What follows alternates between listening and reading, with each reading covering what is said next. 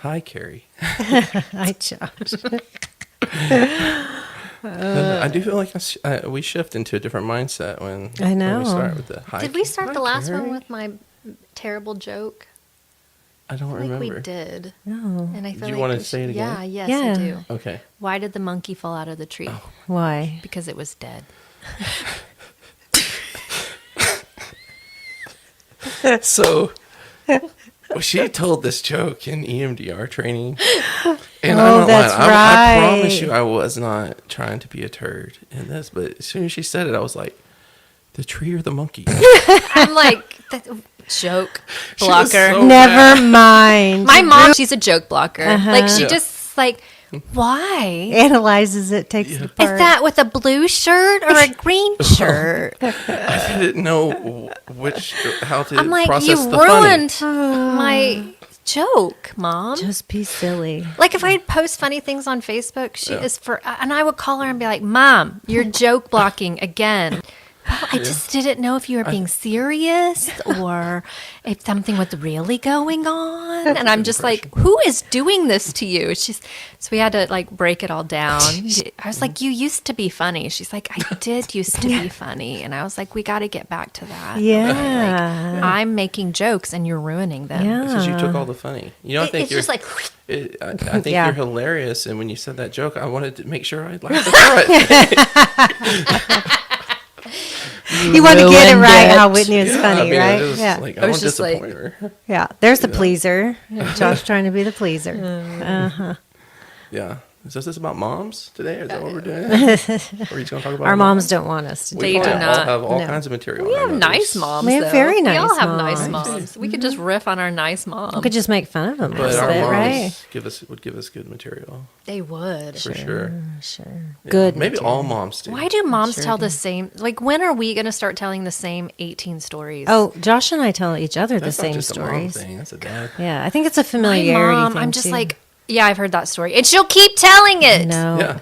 Everyone in my family also about my dad does that. He tells the McDonald's story almost It's every just like, holiday. Dad, have you Everybody t- knows. We Well, that's started making a because- bingo. Oh, yeah, you should. We did. You did? That's great. Yeah, That's bingo. perfect. Yeah.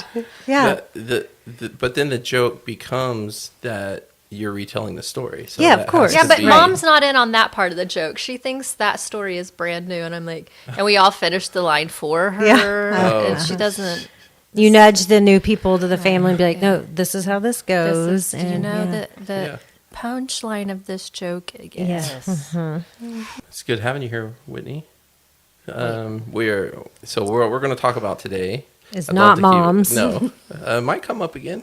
Yeah, maybe. So, but just to kind of let everybody know, we're going to talk about self-awareness today, and particularly these 3 channels of self-awareness.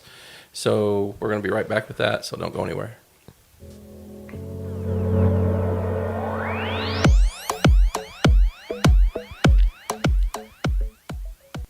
We're back with another episode of Therapist Take, and just kind of give everybody a breakdown of what we're going to be talking about when it comes to self-awareness. First thing we're going to try to do is just define it, and we're not really going to go with a Webster dictionary. Everybody can look that up on their own if they want to. We're just going to kind of see, because we haven't talked about this before, so we're going to see how the 3 of us define it differently. And then we're going to go into these 3 channels of self-awareness, and then finally talk about how to access these channels. So before we get started, though, I want to just remind everybody to make sure you're checking out the description of our videos. If you're watching this on YouTube, subscribe to our channel. But also, if you're listening to this on the podcast, go into the show notes, because I try to make sure to provide as many helpful links as possible of all the different things we talk about, whether it be a link to specifically to the material itself, or some book we just referenced randomly or something. We'll try to put all that in there. So let's introduce our guest. Okay. Okay. Officially. Introduce our guest. As everybody can probably tell, we know each other well.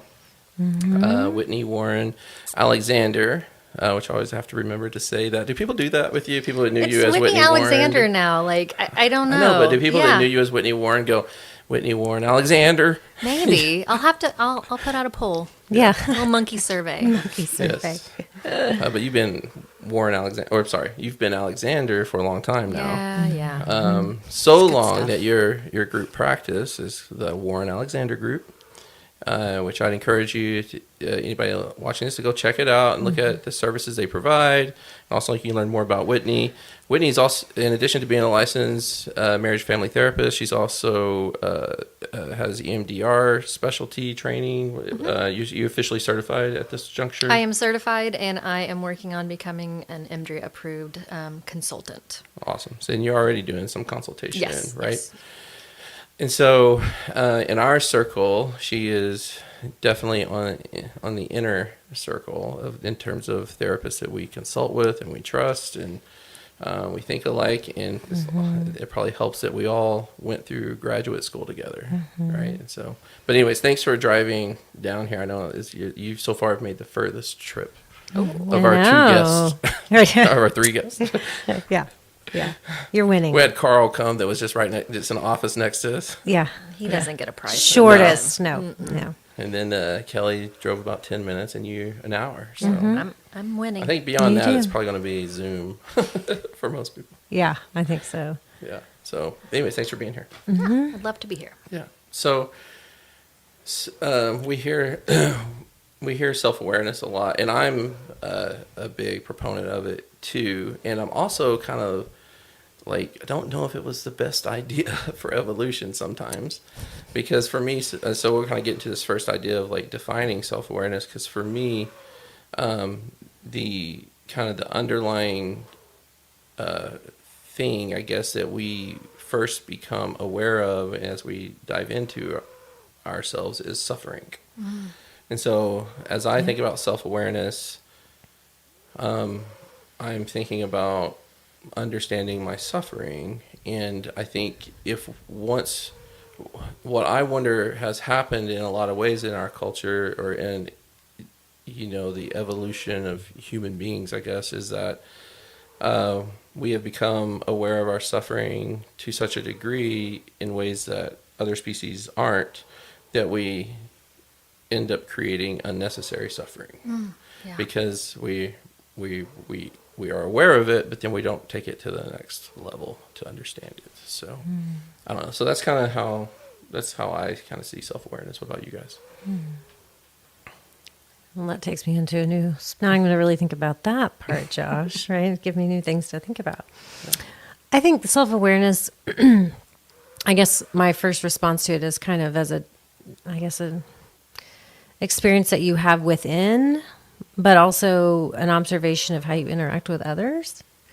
And I think that a lot of times when people are coming to therapy, they often aren't aware of what's going on within and are hyper-focused on what's going on with others.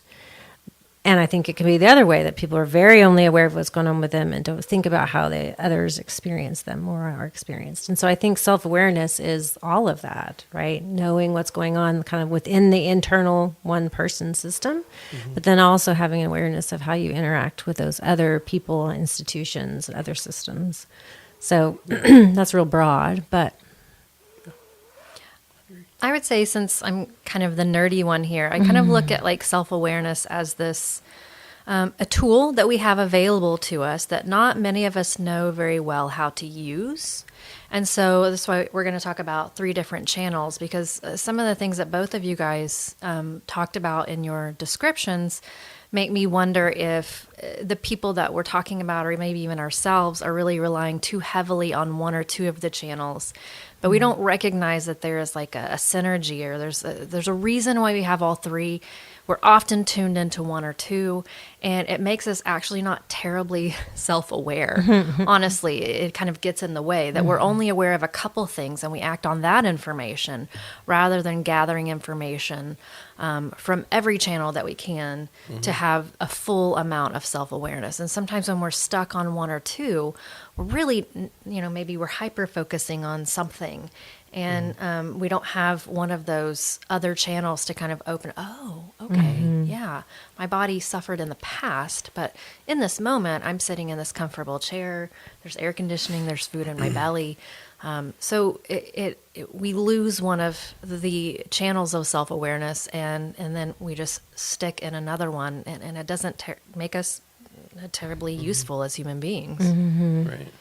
And so I think that's a good segue into that, into the channels. Yeah. But one thing I wanted to mention is that, I think there's something that you said or Carrie said that kind of implied that, we start a process of self-awareness. So there's this, when we say like someone isn't self-aware, I don't think people are completely not self-aware, but they're also not completely, nobody's completely self-aware, or maybe as Maslow would say, has reached the apex of self-actualization, and so it is kind of an interesting phenomenon of like, if someone says, well, that person just really lacks self-awareness, and it's like, well, you probably do too, right? I mean, it's kind of hard to say that and not and be authentic and think that, well, Like kind of say, don't we all? Yeah, right, yes, right. yes. Plight of being human. But at the same time, we need to be able to say you lack self-awareness. How can I help you with that? Right. Yeah. So let's talk about these three channels, because I have a feeling that we're going to have a lot to discuss as we get into them. So. All right, so that's me, yeah? Yes, that's it. I want to give a shout out to Deborah Luttrell. She is a trainer, and I believe she's in Washington State, and she's kind of in the EMDR land. And she is the one that basically introduced a lot of these concepts to me in a training that I took. And it's just been incredibly helpful for both for helping my trauma clients be able to endure doing trauma therapy work without getting stuck. So stuck looks like when you're doing trauma work, it could either be flooding or it could be dissociation. And neither one of those are what we want when we're working on trauma work. So the tenets of self-awareness really have been really transformative to my practice with my clients. And I think just for the general layperson, it's kind of walked me into, thinking about this concept far more deeply. And if you're one of my interns or one of my coworkers, you know that, I'm just banging on about it all the time. But what I like to introduce is this concept that self-awareness lives along three channels. We have our body sensations, we have our emotions, and we also have our thoughts. But more important than the content of what we're thinking, it's actually more important to notice the quality of our thoughts. And so learning how to do mindfulness and practicing regularly how to slow down and grab information from all three of those channels. I start out by having my clients do that 3 to 4 times a day. And I want them to write them down. And it really is less important what they're saying. It's more important for them to engage in the activity. And what I have consistently found as I've been introducing this is that, again, one channel seems to dominate, maybe two, but there is always a third channel of what I just mentioned that they are just not used to tapping into, right? So let's say it's body sensations. I am have one of my clients do this, and after a couple of weeks, she comes back, she goes, I hate my mattress. How long have you had that mattress? For 10 years. I have had this mattress for 10 years, but I am so, disembodied from myself, and I'm putting fancy words in her mouth, but essentially so disembodied that she's like, I can just fall asleep anywhere. I'm just not used to paying attention to my own body. And, we spend a lot of time talking about, well, if I'm not aware of my own body, how am I utilizing or not utilizing information that comes from my body to make decisions, to know if there's a boundary violation? And the answer is I'm not. Right. My favorite, and what I find the most, is the people who believe that they are self-aware because they're so tuned into their cognitions, right? Their thought life is rich and they think it holds all the answers to things. And that's why I ask people to really learn in the meditation that we're doing and in the exercise that it's not your thoughts, it is your thought quality. Are they going fast? Are they going slow? Are they stuck? Are they darting around quickly? And that can give us information more so than us believing that somehow in our minds we can think through what an answer is. Because as you were saying, Carrie, those ones that are so, would think of themselves as self-aware, but maybe they're just stuck in their own thoughts about themselves or about other people. It's really not even productive. Sure. And then lastly, the ones who may be aware of their emotions or are completely unaware of their emotions. And I see it on both sides, right? If I lean very heavily on this, I don't know how to move into those other things to give me more information. Or if I just don't pick up information on the emotions channel. Think of what that would do to a person to not gather just data along that point. And so my idea and what I work with my clients on is a recognition that gathering data on all three of these points is incredibly important for you to learn who you are and how life affects you and what you would like to do about that. So that's kind of my introduction to the idea of how I conceptualize self-awareness and then how I kind of break it down with the people that I work with. Yeah. It's so many things as you talk about it. Because I agree, I haven't done your exercise in necessarily the way you're describing, but I agree that you'll tend to find people lean heavily in one or two areas, right? And I think that even more specifically, you can see how people that have been through a lot of trauma are going to oftentimes need to cut their body off, right? I often say your head is cut off at the neck. Or cut off emotions. Or cut off emotions, right? Sure. And a lot of times, depending on, right, the actual, experiences, you can see that. But I think the idea of what you're guiding people towards is that all three have important value and they have more value when you use all three. Yes. Right. Exactly. Yeah. And so that's really, I've never heard of it broken down this way. It all makes sense, and because where my mind is going with it is, oh man, what does it look like when somebody is really good at the emotions and the body sensations, but their thought quality isn't really good, right. Or when they have really good thought quality, but the other two are lacking, which I would imagine would impact the thought quality, right? Well, and thought quality is probably neither good or bad, but what I have noticed from doing this is that there are times when my thoughts actually turn off. And I would have thought that I was pretty heavy on thoughts, but it turns out I actually lean far more heavily on body sensations than anything else. That's a channel I tune into the most. And so sometimes my workout instructor will come by and she'll be like, how many sets is this? Because we'll do stuff that's timed. I'm like, I don't know. I'm just doing it till the timer goes off. And it's amazing to me how much I just turn off all my thoughts. And that's actually, for me, it's a heightened stress response, right? And when I'm working out and doing, HIIT exercises, I'm probably forcing myself to be in kind of a heightened state and my thoughts turn off and I'm like, yeah, what is that like for somebody whose body sometimes their nervous system gets hijacked and they have a trigger and their thoughts just turn off and they become completely robotic. Yeah. Well, yeah, that's interesting. Do you think that like if like the movie Inside Out, how they're like, these key players and every part has a purpose based upon the context, right? And so what I'm wondering is like contextually, like, is there a point in time where emotions kind of needs to take the wheel and body sensations and thought quality take a backseat to emotions?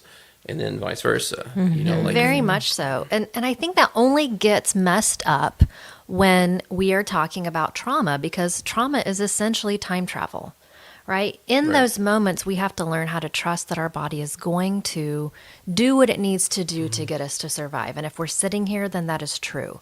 But once we have unprocessed trauma, we are time traveling to a time when it made sense for my thoughts to turn off, or a time where it made sense for my emotions to turn off, or a time when it made sense for me not to check in with my body. And that time is not right now. Right. So if we just kind of use go back to your example of working out, I would imagine in that context, when you're putting your body through stress, that body sensations needs to be the thing that's most focused on, and everything, and other things take a back seat to it. But I have interviewed other people like to see what happens. I have other people that actually turn off their body sensations and stay in thoughts Yes. and emotions, and they're more prone to injury Yes. when that happens. Yeah. Yeah, That's what I was there's a thinking, buddy of too. mine when we do workouts, he'd go, I'm about to go dark. Yes. And he would, and I'm like, man, like it's scary what he would put his body through and how he could do that. And I'm not saying he was doing anything unhealthy, but I wasn't going to do that. Well, and it'd be interesting if you push yourself to a heightened state to notice which channel of yours naturally narrows down and turns off. You just don't know. Well, let's talk about this because let's talk about working out, for example, because I've paid a lot of attention to how different people work out, and it really was kind of that particular instance where I was like, man, I don't go dark ever. I stay very in the light, very much. Because once I start feeling pain, I want to slow down. Like my brother, for example, he starts feeling pain. He's like, and he wants to get after it, right? And It means you're doing it right. When I'm working out, I have to access my thought quality to tell myself, hey, it's okay. You're not hurting. You can go harder. You can go longer.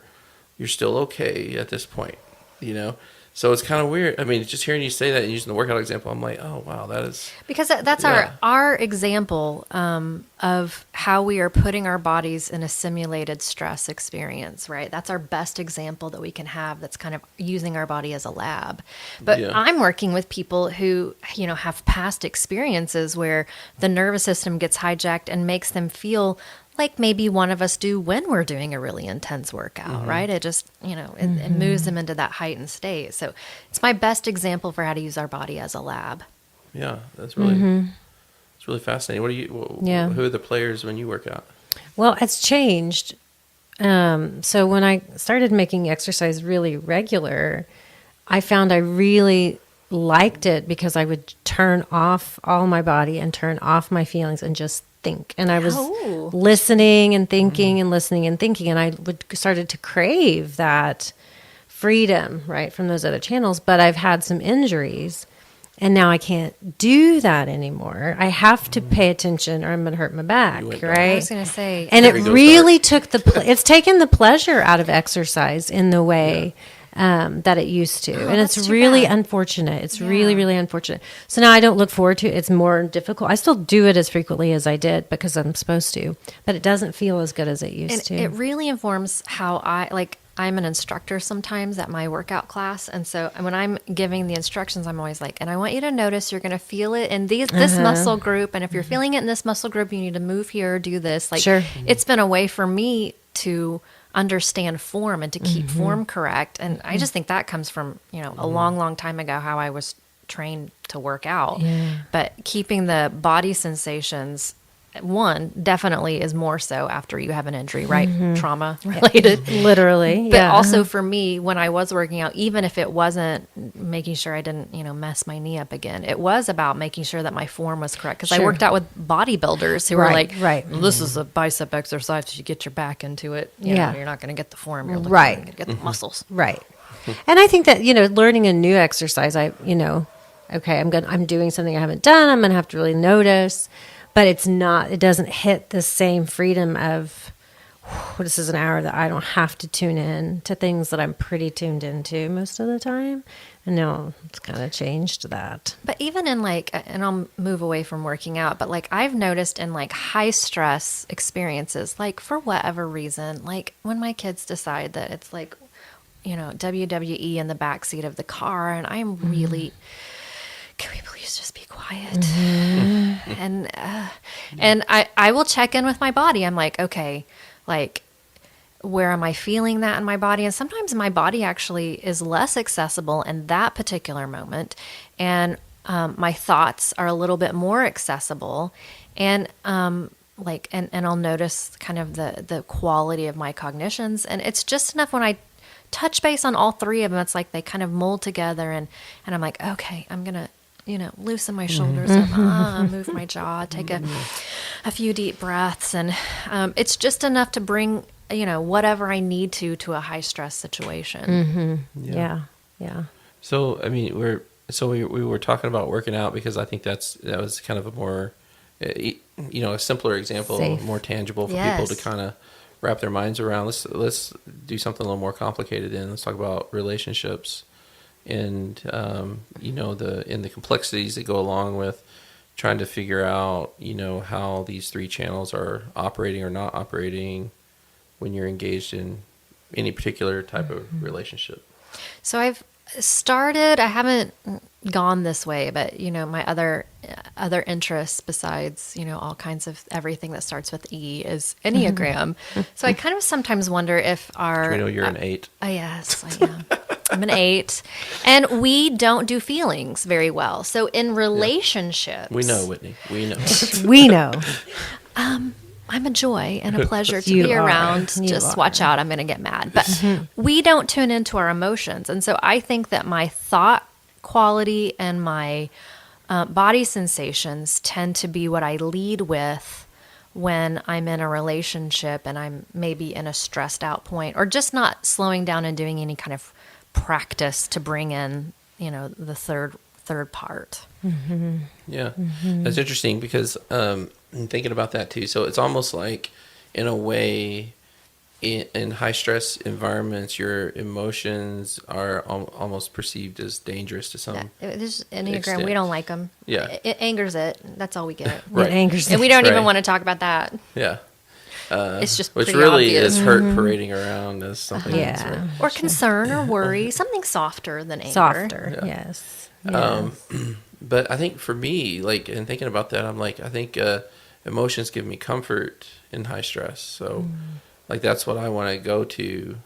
And then, of course, I want to eat food because it makes everything taste better.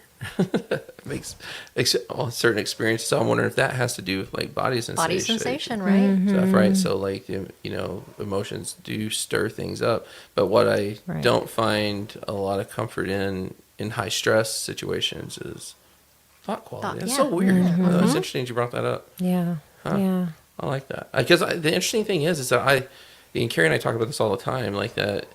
The critical thinking is so important to me. Like, it's and so I'm wondering, kind of in a way, like, if it's the thing I do the least well, or Or you rely on it the most heavily. right. I mean, like, so, like, that's like Adam Grant's material stuff. He wrote a book called I can't remember the name of it. Think again. Think Again. Yes, great book on critical thinking. Everybody should read it. But Especially thinkers. yeah, I mean, well, Or non-thinkers. I mean, isn't that what we do for a living? And so, Yeah. like, our controlled environment, and I mean, it's part of what we do, right? I Well, we have to be understand. thinking about what we're doing. Yeah. Right. I mean, part of what we're doing as therapists, and in terms of talk therapy, is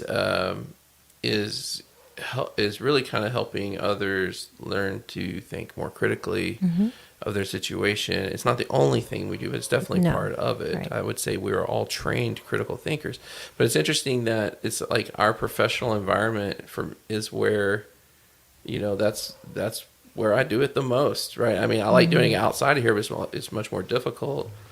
But I'm much more confident in this setting to be able to go there, access that part, present it to others, and But that is what drew me to. So the type of work that I'm drawn to is somatic focus, right? And so what I have found in doing EMDR for these years is that the talk therapy can only get a person so far. And so, I'm thinking, well, I've relied so heavily on, cognitions and trying to come up with just the right reframe. And it's just, for some people, it's just not it.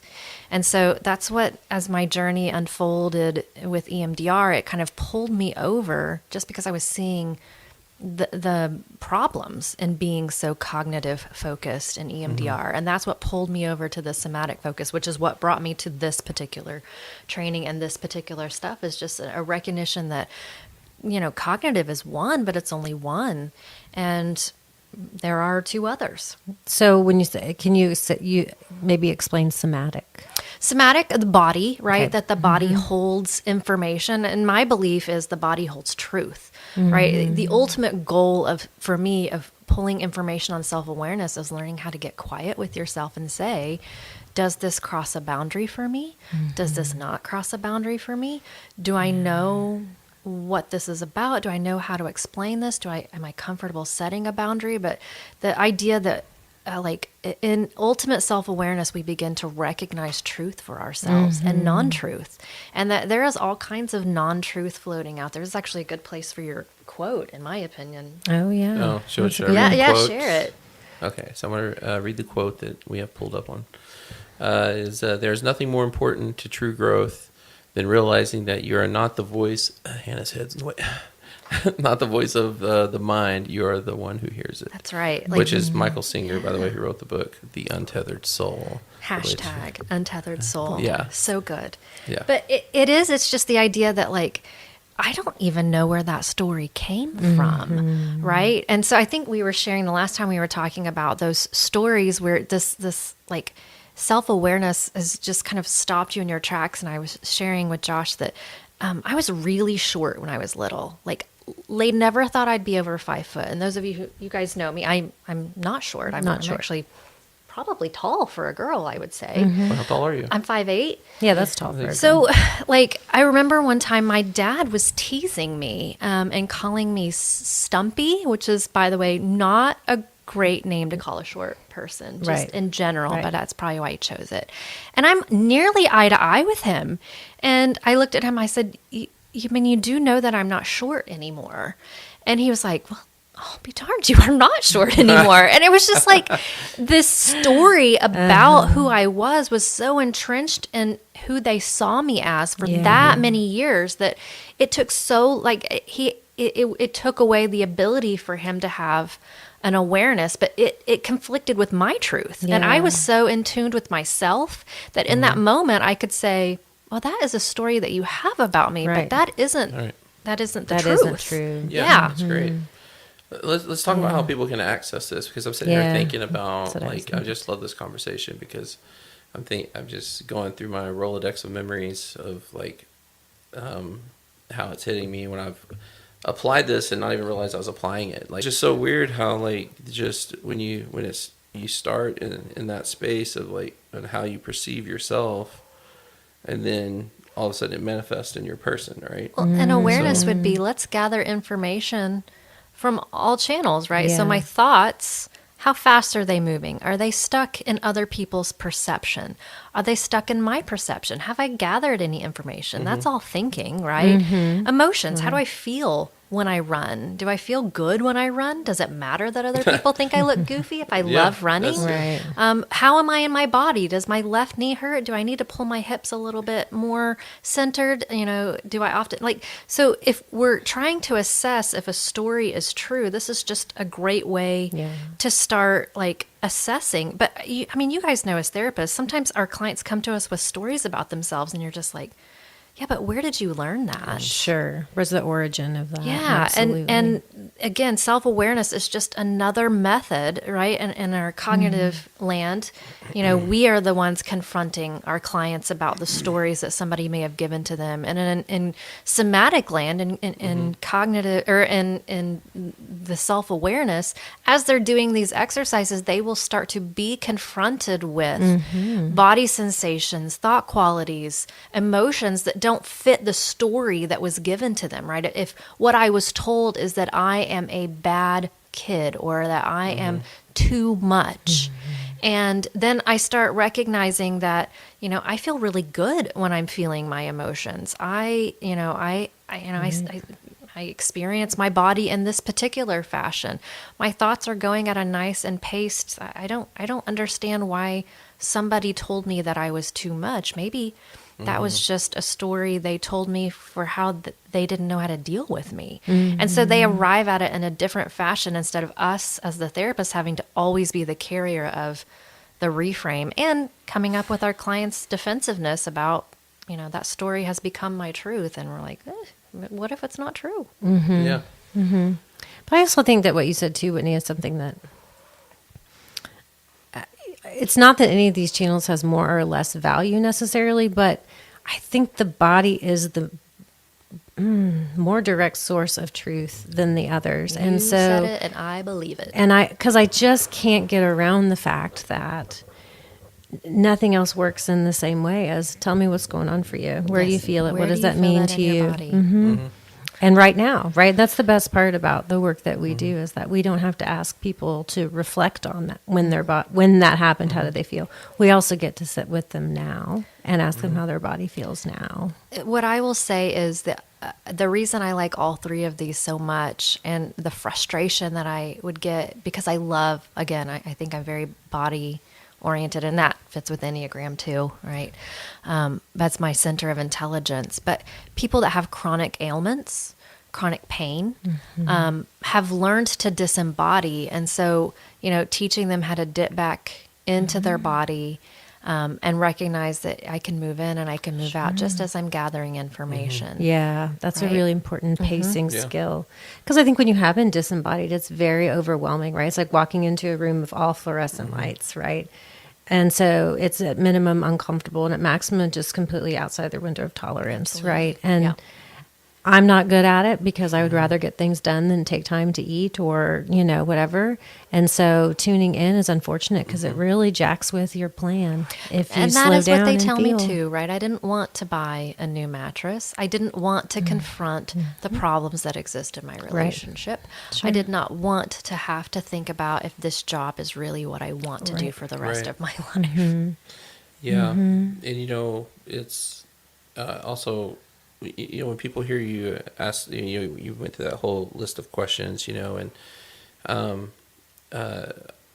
that could be a little overwhelming for someone because I do think when people go through like a break and it's like they are forced to do this, it probably does feel a lot very overwhelming in that sense. But what would you where would you say for people to start? Because you, like I said, you just went through a whole bunch of questions. But that's a lot of questions. So we got these three areas: body sensation, emotion, and thought quality. Are there three questions on per area, or is there what's the process? I would say if you want to start somewhere, start with mindfulness. That's what this is. It's a form of mindfulness, right? So body scans. You can get on my favorite app that I like to use is called the Insight Timer. It's got a little gold bowl. It's free. So a body scan often will include scanning. Again, that's kind of the body awareness. But really and truly, it's noticing and doing nothing about it.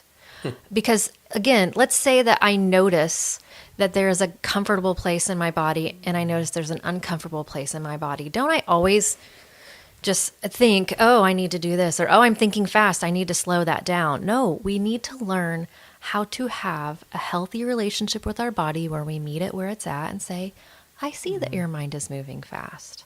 I'm not going to do anything about it. Now I'm going to check in on the other channel. And now I'm going to check in on the other channel. And oftentimes that's just enough to start, allow all three of those parts to move together. But I say it starts with, mindfulness, right? And so you can literally type in self-awareness, mindfulness. You'll find plenty of stuff in Insight Timer. Yeah. But that's where it starts is really, I'm learning how to be aware without immediately thinking, because I'm, a good Northern American who's just always thinks that we have to do stuff all the time. Oh, I got to do something about that. No, you just need to notice it. I notice that my jaw is really tight. I notice that my thoughts are turned off. I'm not doing anything. I don't back off of my exercise just because my brain turns off. I actually kind of enjoy it. I'm like Carrie. Sometimes I work out because I don't want to think anymore. Sure. Yeah. I think breathing is so, I mean, of course, that's going to definitely be involved in mindfulness. But for me, like, I started doing box breathing, which is, like 5 seconds in through the nose. For people who don't know, 5 seconds in through the nose, hold it for 5 seconds, and out through the mouth for 5 seconds, and or some period of time that's equal. But it's I would use it in grad school to after I worked out to lower my heart rate because I wanted to stop sweating before I went back to what I was doing. So I'd be in the shower and just start doing box breathing to get my heart rate to go down. But as I've gotten older, I found it to be breathing and breathing techniques to be crucial to being able to, get, to be able to access whatever space I'm in effectively, wherever I'm at. And, it's when you're talking about disembodiment and everything, like there's almost sounds like you're talking about like when it happens unintentionally, not good. But when it's intentional, like it can be it can be protective. I mean, disembodiment is always protective. And when I work with dissociative clients, what I try to tell them is I don't want to take dissociation away from you. What I want to do is give you a feeling like you have a choice as to whether you want to dissociate or not. Right. And when it feels like it's bigger than you and it just swoops down and takes away from you, then you don't feel like you have a choice. But as I've become more aware of dissociation, one of the things I was sitting, this is so odd, I was sitting in a funeral, and it was a kind of one of those turn or burn kind of sermons, which you don't expect at a funeral. I'm not gonna lie. And I just felt myself dissociating. And the way I dissociated as a kid was that I would just go off into these little fanciful stories in my head and just tell stories. And I was like, that's how I dissociate. And then I was sitting there, I was like, you know what? I could ground myself. I could do my 5 senses. I could do all of the things I need to do to get back into my body, but I'm good on turn or burn sermons. I don't need to clock in another one. So I just dissociated through that entire funeral, and it was fine. But I had the choice. Turn or burn. Turn or burn. Yeah, what is You've that? never heard that before? Turn or burn. Turn or burn was like you better turn your life around or you're going to go to hell. Turn or burn. Not the name Turner. Yeah. Okay. Turn or burn. Sorry for the Kansas. Yeah, I'm sure horrible. They are like turn your life over. You're going straight to hell, and I just wasn't expecting a hell sermon at a funeral. I just I'm checking out. On right. That But I noticed again. The more I am aware, the more I'm noticing that I checked out, and then I asked myself, do I want to check back in? I have the tools to check back in. I can notice my feet on the ground. I can do box breathing. I can do something to bring myself back into my body and pull myself out of these stories, but I don't need to. If I was at a meeting and my input was necessary and I felt myself dissociating, I might want to do one of those things because I want to be present when I got that trigger. This particular case, I didn't need to. Sure. I can think of many times in my life when I recognized I was about to, or I just had dissociated and been like, oh, thank goodness. Yep. It's a protective measure. Wonderful. Thank you very much. I am so grateful for that. Yeah. Right? That skill, right? But it's the flow of like you're talking about. I can go away and I can come back. That's right. And it's okay. Yeah. And self-awareness is the very basis of knowing enough, being enough aware of yourself that you even feel yourself moving, slipping, right? Moving out of your window of tolerance. And then saying, do I have some skills to bring me back in? Do I want to use them? Sure. Checking. And it's a check-in system, right? Again, the idea that all these things, like we're so designed beautifully, right? They're all here and adaptive. And if we trust and we understand how they work, they're probably going to find a beautiful music in a sense to play together. But all of us are going to have, channels that we're more familiar and skilled with and others that are harder for us, right? And for a very, a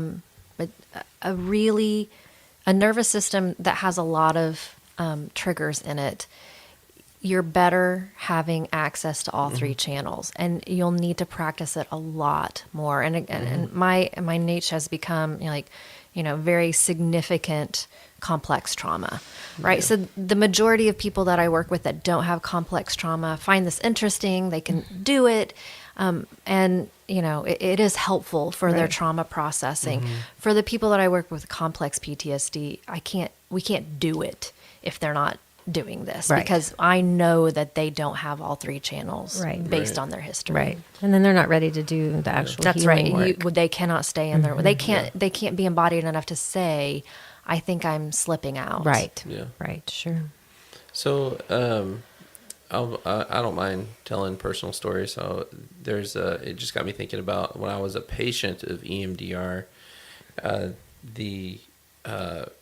was one point in time where in the process of bilateral stimulation where I felt like it scared me a little bit because I felt like my head was about to explode, and then all of a sudden, I started crying, and it was just such a release, and I realized that when I need to cry, there's a place I feel it in my body.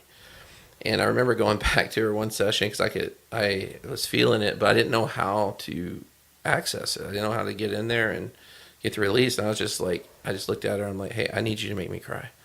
Because I knew, I at least had enough understanding of my body at that point to know what I need. I wasn't afraid of that feeling anymore like it was when it first happened. And but I still didn't quite know how to tap into that, which I think is another skill in and of its own. It takes some time. I can do it now. If I need to cry, and I tell people everybody needs a cry song. So, songs, music, poems, they don't create sadness, they access it. Well, and EMDR, right? What we're teaching our clients is if there's any stories about tears, right? Like I've done the work to notice emotions and not do anything about them. And so I've practiced and I've practiced and I've practiced. And then when it comes up in EMDR or even just cognitive trauma processing, I notice that I want to cry, and I am training now and I've trained my brain to not do anything about it.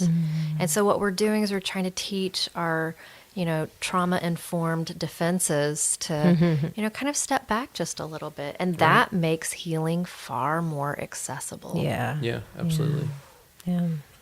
Well, we could talk about this forever, All day. probably. Right. You said you're the nerd here. I think all three of us can nerd out It's about fun this stuff for watching a while. Whitney get into it. She's like, oh, like, if I Drama. bring up something like, people might not be able to see her on screen when I'm talking, but I'll look over and she's like, getting Excited. ready, like, oh, I got something Yeah, for you here. let's talk. But it's always fun having you here. You should move down here. Answer that right now on the spot. Yeah. No, thank you. Yeah, your 8 just showed up. Dude, there's plenty of work to be done in Stillwater. She rolled her eyes at She me. did. She did. That's the dynamic. There is though. plenty of work, yeah. Yeah. There's no But we shortage like of work seeing anyway. you, though. I know. I know. Nobody sees me anyway unless you go to my workout class or you Yeah. have me come for a podcast recording. That's right. We'll just But make you that's count for That's a that. nice way of Whitney saying, I I'm don't not. like seeing people. No, I as don't much as hang you out like with seeing people, anybody. Josh. My kids are at that age that they just, someday I'll come back to the world of the living. I don't Yeah. know what year that will be. But you guys can tell me. But First grade. Okay. I'm Right. Both in first. okay. grade. Both above first grade. We're still 4 years Yeah. out. So you got a little while. Yeah. 4 years yeah. out of me being a productive human being in an adult sense. Well, we'll be here waiting for you. We'll be here holding your spot. We can get our little reading glasses and hang Oh, out. for sure. For sure. Well, we hope that people watching this or listening to this was able to draw something from it. And Yeah. maybe we should have you back sometime to talk about the Enneagram. Or EMDR, either Yeah. all E's. I guess we could do Everything's an all E, of it. yes. Yeah. Wait, this one's not an E. We should make it I an know. E I'm word. going to have to. You're going to have to title it with an E. When Yeah. There's I'm your gonna have to homework. You can go like really- this. Self-awareness. EH No. dash self-awareness. EH. It used to be emotions focused, and then, Oh, yeah, there you go. but now I've moved past emotions focused. It's Well, because it's Everything all of Yeah. it. Mm-hmm. Right. so now I have to drop that E. Yeah, there you go. You do. Okay. Well, we appreciate you coming. Yep. Thanks Thanks, for having me. Whitney. Yeah. Thanks.